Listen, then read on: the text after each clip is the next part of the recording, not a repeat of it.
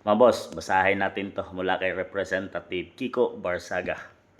Hindi ako pipirma sa impeachment complaint laban kay VP Sara Duterte.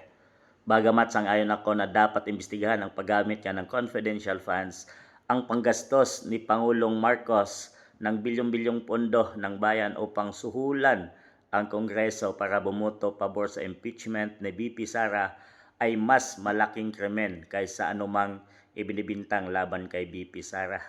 Ayun yan, kay Representative Kiko Barsaga. Talagang ang lakas, matapang tong batang to mga boss na dapat tularan ng mga ibang nakaupo dyan sa Kongreso mga boss, no?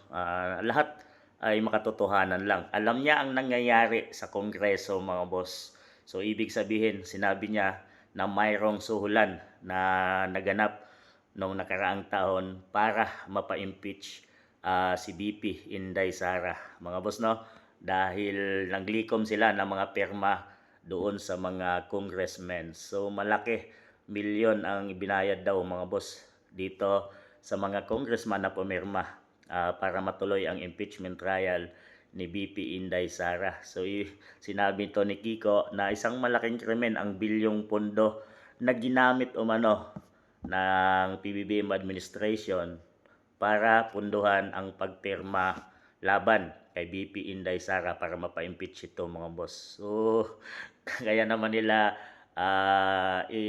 inialis, no mga boss, no, or pinahinga ng 3 months itong si Kiko dahil sa kanyang mga ganyang salita laban sa administrasyon mga boss. Talagang tinutuligsa niya ang PBBM administration. Talagang malakas ang loob ng batang ito mga boss na labanan ang mga anomalyang nangyayari dyan sa Kongreso.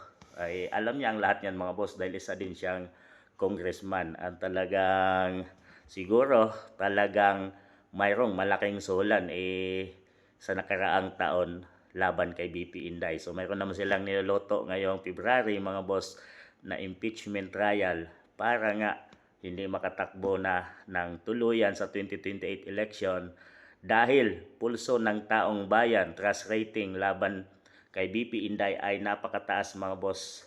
Ang tugon ng mamamayang Pilipino at ang taas ng tiwala ng sambayang Pilipino laban dito kay BP Inday Sara mga boss. Kaya takot na sila na maging susunod ito na presidente ng ating bansang Pilipinas dahil sa ugali ni BP Inday na mayroon siyang matuwid na panindigan, kamay na bakal kagaya ng kanyang ama at mas matindi pa siya sa kanyang ama mga boss, ay todo na sila sa panunuhol para lang mapa-impeach muli itong si BP Inday Sara Duterte. At yan ang sinisigaw na Kiko Barsaga na hindi siya pipirma sa susunod na impeachment complaint ay hahain nila mga boss dahil alam niya ang kalakaran at alam niya anong ginagawa ng Kongreso para labanan ang pagtakbo ni BP Inday sa 2028 elections. Ano yung masasabi niyo dito tungkol sa batang ito na